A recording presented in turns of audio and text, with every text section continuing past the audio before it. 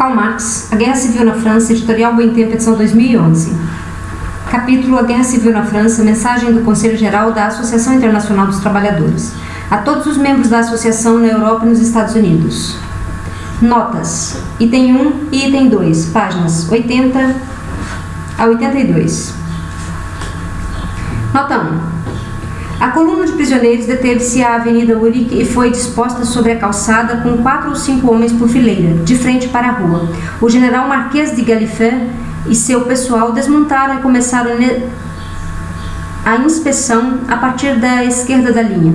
Caminhando devagar e mirando as fileiras, o general detinha-se aqui e ali, dava tapas no ombro de um homem ou retirando-o das fileiras posteriores. Na maioria das vezes, sem mais palavras, o indivíduo assim selecionado tinha de marchar para o meio da rua, onde uma pequena coluna suplementar era então formada. Era evidente que havia um considerável espaço para erros. O oficial montado apontou ao general Gallifet um homem e uma mulher por motivo de alguma ofensa particular. A mulher, saindo da fileira, pôs-se de joelhos e com os braços abertos declarou sua inocência arrebatadamente. O general esperou por uma pausa e então, com a face mais impassível e demonstrando indiferença, disse: Madame, eu frequentei todos os teatros de Paris. Vossa atuação não terá nenhum efeito sobre mim. Ce n'est pas la peine de jouer la comédie. Nota da tradução: não vale a pena encenar tal comédia. Não era uma boa coisa, naquele dia, ser reconhecidamente mais alto, mais sujo, mais limpo, mais velho ou mais feio do que um de seus vizinhos. Um indivíduo, em particular, chamou-me a atenção por ter sido rapidamente liberado daquele vale de lágrimas, terreno, pelo fato provável de estar com o nariz quebrado. Depois que mais de uma centena foram assim escolhidos, um pelotão foi destacado para executar o fuzilamento e a coluna retomou sua marcha, deixando os outros para trás. Alguns minutos depois, começaram os disparos atrás de nós e continuaram por mais de um quarto de horas. Era a execução daqueles pobres sumariamente condenados. Correspondente do Daily News em Paris, 8 de junho. Fim da citação. Esse Gallifet, o gigolô de sua própria mulher, tão famoso por suas desavergonhadas exibições nas orgias do Segundo Império, era conhecido durante a guerra com o nome de Alferes Pistola. Nota da tradução. Referência ao personagem Alferes Pistola dos dramas históricos de Henrique IV, parte 2, Rio de Janeiro, Lacerda 2000, e Henrique V, Rio de Janeiro, Lacerda 2006, e da comédia As Alegres Comadres de Windsor, São Paulo, Rio de 2005, de William Shakespeare.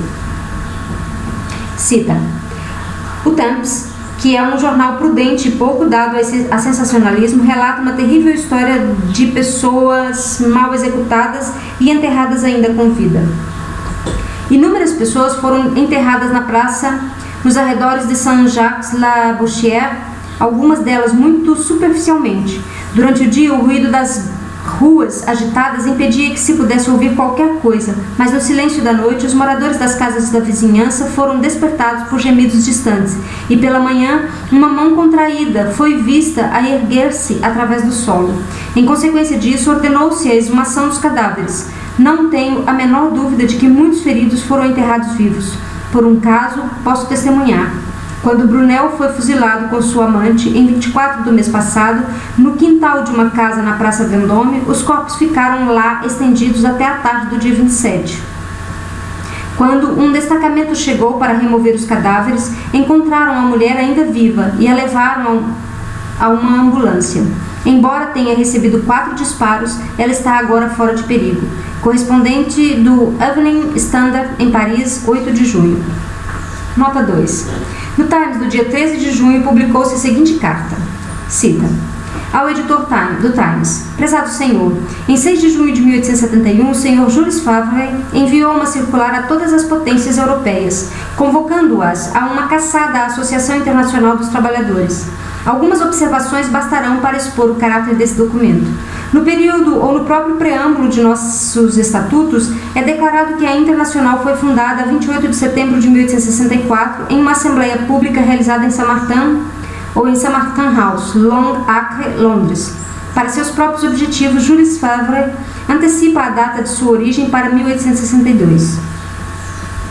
A fim de explicar nossos princípios, ele afirma citar seu